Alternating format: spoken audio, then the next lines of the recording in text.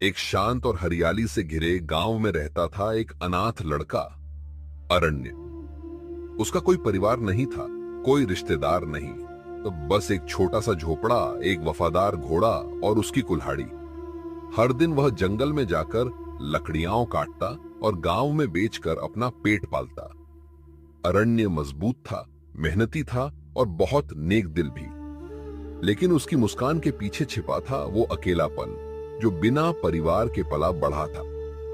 एक दिन जब अरण्य ने काफी लकड़ी काट ली थी, तभी उसने देखा कि सूरज ढल चुका है और जंगल कुछ अजीब लग रहा है। वह रास्ता जिसे वह रोज जाता था अब गायब था। पक्षियों की चहचहाहट बंद हो गई थी और जंगल धीरे धीरे गहराती रात में सन्नाटा ओढ़ चुका था। अरण्य ने रास्ता ढूंढने की कोशिश की, लेकिन अब हर पेड़ और झाड़ी एक जैसी लग रही थी। थक हारकर अरण्य ने अपने घोड़े से कहा, लगता है आज जंगल में ही रात बितानी पड़ेगी। रात गुजारने के लिए अरण्य ने इधर उधर देखा। तभी उसे दिखाई दिया एक बहुत ही विशाल और पुराना बरगद का पेड़। उसकी जटाएं जमीन तक लटक रही थी और उसकी शाखाएं ऐसे फैली थीं जैसे कोई प्राकृतिक छत हो। आश्चर्य की बात यह थी कि उस पेड़ के नीचे की जमीन पूरी तरह साफ थी, जैसे कोई वहां रहता हो। अरण्य ने घोड़े को पास में बांधा, कुछ सूखी लकड़ियां इकट्ठी की और अग्नि जलाई ताकि जंगली जानवर दूर रहे। फिर वह पेड़ से टिककर आंखें मूंद कर सो गया। आधी रात के समय अरण्य की नींद एक धीमी रुलाई से टूटी। उसने आंखें खोली और देखा एक सुंदर सी लड़की राजकुमारी जैसे वस्त्रों में पेड़ के पास बैठी रो रही थी।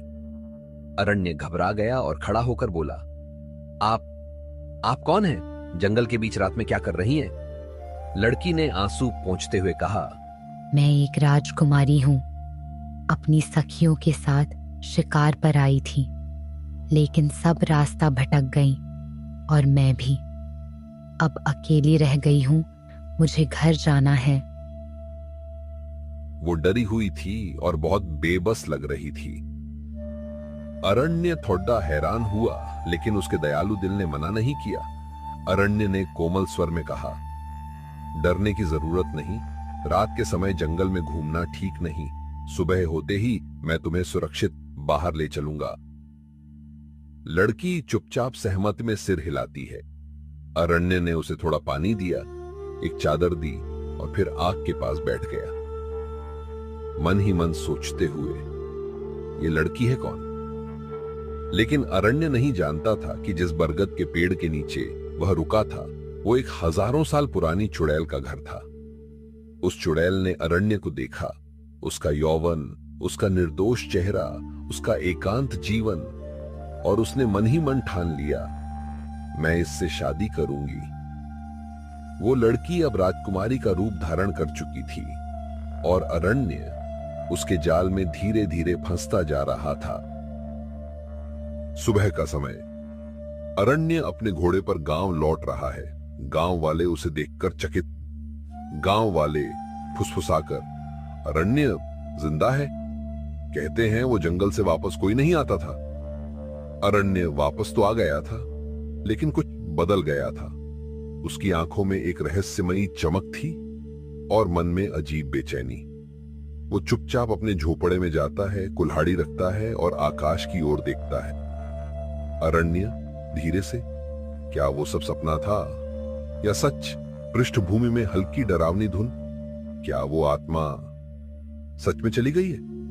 अगले दिन गांव में एक बूढ़ी औरत आती है, कमर झुकी, आंखों में तेज। उसके पास एक लकड़ी का लोटा और एक ताबीज है।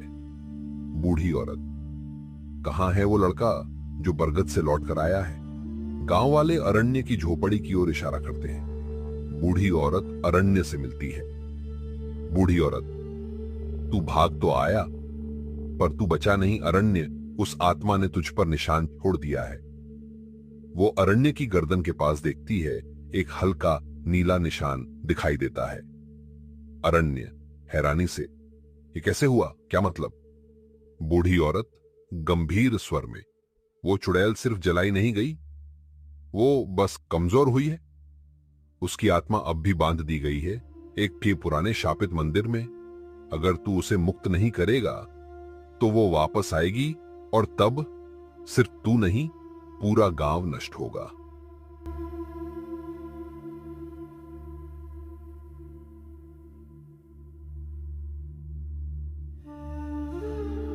अरण्य एक टॉर्चनुमा दीपक, तलवार और घोड़े के साथ जंगल की गहराई में जाता है। संगीत रहस्यमयी। बूढ़ी औरत ने मंदिर की दिशा बताई थी, लेकिन रास्ता साफ नहीं है।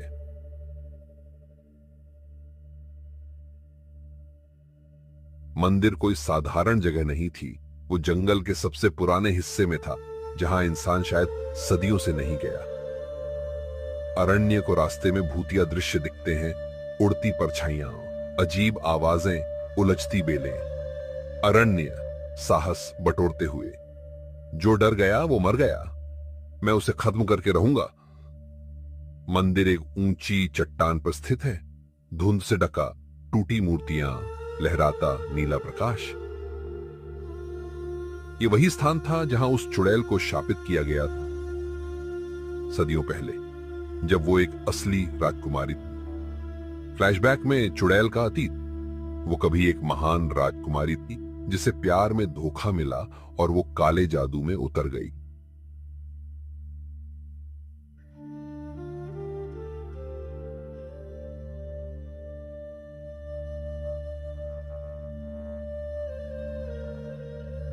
चुड़ैल पुरानी याद में, अगर मुझे कोई सच्चा प्रेम नहीं देगा तो मैं सारे प्रेम को नष्ट कर दूंगी।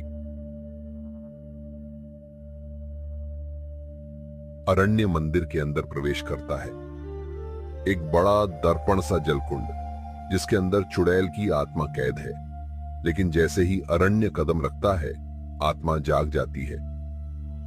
चुड़ैल की आत्मा, गूंजती आवाज, तू आया है वापस मेरे पास, तू भाग नहीं सकता अरण्य, इस बार तू मुझसे बंध जाएगा सदा के लिए।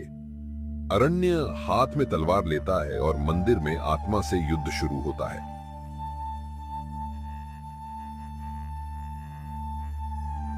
बलिदान और रहस्य। युद्ध के दौरान आत्मा का असली रूप धीरे धीरे सामने आता है, एक दुखी, प्रेम में टूटी स्त्री। अरण्य धीरे से, तू कोई राक्षस नहीं थी, तू एक इंसान, मैं तेरी मुक्ति का मार्ग बनूंगा। वो अपनी तलवार को नीचे रख देता है, आत्मा चौंकती है। मंदिर की दीवारों में दरारें पड़ती हैं और आत्मा रोशनी में बदलने लगती है।